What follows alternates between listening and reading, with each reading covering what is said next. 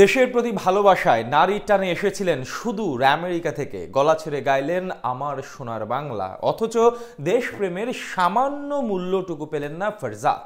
বাংলাদেশ বস গোলাম রাব্বানী ছোটন তাকে 1 মিনিটের জন্য মাঠে নামালেন না। তবু ফাইনাল হারের পর হৃদয় নিংড়ে দেয়া কান্না কাঁদলেন, যেন পুরো বাংলাদেশকে কাঁদালেন এই প্রবাসী ফুটবলার। কিন্তু কেন তাকে মাঠে নামালেন না বাংলাদেশের বস? প্রবাসী দেখে কি এমন অবহেলা করা ফারজাদের সঙ্গে? সেই সব এক করে জানাচ্ছেন শ্রাবণ অনিক। টাই ব্রেকার শুট আউট শেষ, জয়ের আনন্দ মাতম স্বাগতিকদের রাজ্যে, আর মুদ্রার উল্টো পিঠে দেখছে বাংলাদেশ অনূর্ধ্ব-19 দলের চিত্র। কিন্তু সবকিছু পেরিয়ে ক্যামেরার লেন্স খুঁজে নিল এক বাংলার তরুণের দিকে, যিনি কাঁদছেন। কখনো জার্সিতে 2 চোখ আড়াল করে কাঁদছেন, কখনো গোলকিপার মাহিনকে কাঁদছেন। তিনি কাঁদছেন, সবাইকে কাঁদাচ্ছেন।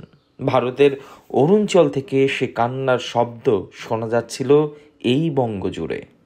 এখন আসা যাক, নিশ্চিত হাত ছাড়া হবার পর যে তরুণ হৃদয় নিংড়ানো কান্না কেঁদেছিলেন, সবাইকে কাঁদিয়েছেন, তার পরিচয়। বাংলাদেশ অনূর্ধ্ব-19 সাফ চ্যাম্পিয়নশিপে বাংলাদেশ দলের সঙ্গী হওয়া এই ফুটবলারটার নাম ফারজাদ আফতাব। তিনি দেশের টানে শিকড়ের মায়াতে ছুটে এসেছিলেন নিজের দেশের হয়ে খেলার জন্য এক বুক স্বপ্ন নিয়ে। গোলাম রাব্বানী ছোটনের স্কোয়াডে নিজের যোগ্যতা প্রমাণ দিয়েই ঠাঁই পেয়েছেন। কিন্তু আশ্চর্যের ব্যাপারটা কি জানেন? বাংলাদেশ বস গোলাম রাব্বানী ছোটন তাকে 1 মিনিটের জন্য মাঠে নামার সুযোগ দিলেন না। কিন্তু কেন? ফারজাদ কি 1 মিনিটও মাঠে নামার যোগ্য নয়? বিশেষ করে যখন তার ফরওয়ার্ডরা প্রতি ম্যাচের শেষের দিকে একেবারে ক্লান্ত হয়ে পড়ছিল, তখনও ফারজাদকে মাঠে আনেননি বাংলাদেশ যুবা দলের কোচ ছোটন। বিশেষ করে ফাইনালের কথাই ধরুন না, যখন নিজেকে হারিয়ে খুঁজছিলেন সুমন, মোর্শেদ ছাড়াও ফরওয়ার্ড লাইনে যখন সবাইকে মনে হচ্ছিল ক্লান্ত প্রাণ, তখনও ফারজাদকে বিবেচনা করা হয়নি। কেন? প্রশ্ন জাগে আবারও, ফারজাদ কি 1 মিনিটও মাঠে নামার যোগ্য নয়? নাকি ফারজাদ প্রবাসী, সেই জন্যই এমন অবহেলা করা হলো তাকে? এমনটা হলে বাংলাদেশের হয়ে আর কোনো প্রবাসী ফুটবলার খেলতে আসতেই চাইবে না। প্রবাসী ফুটবলার দেখেই কি ফারজাদের সঙ্গে এমন করতে হবে? ওরা তো আমার আপনার মতো দেশকে ভালোবাসে, এই লাল সবুজের বাংলাকে হৃদয়ে ধারণ করে।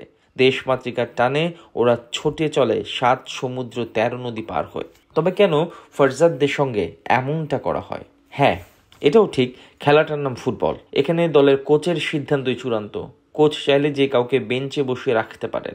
এটা নিয়ে প্রফেশনাল ফুটবলারদের মন খারাপের জায়গা নেই। কিন্তু প্রশ্ন জাগে, যখন আপনার দলের ফরওয়ার্ডরা ভীষণ ক্লান্ত হয়ে ধূসর বিবর্ণ হয়ে পড়েছে, তবুও আপনার বিকল্প থাকা সত্ত্বেও আপনি বিকল্প ব্যবহার করছেন না, তখন প্রশ্ন না তোলার কি কোনো উপায় থাকে?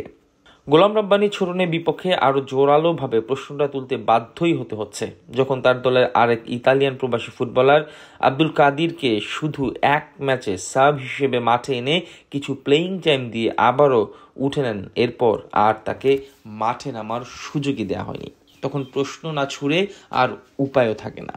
কাদির, ফারজাদরা শুধুমাত্র প্রবাসী হবার কারণেই মাঠে নামার সুযোগ কি পেলেন না? ঘটনা যাই হোক না কেন, ফারজাদ কাদিরের এই হৃদয় নিংড়ানো কান্না বাংলার ভক্তরা মনে রাখবে, ফারজাদদের ভালোবাসবে।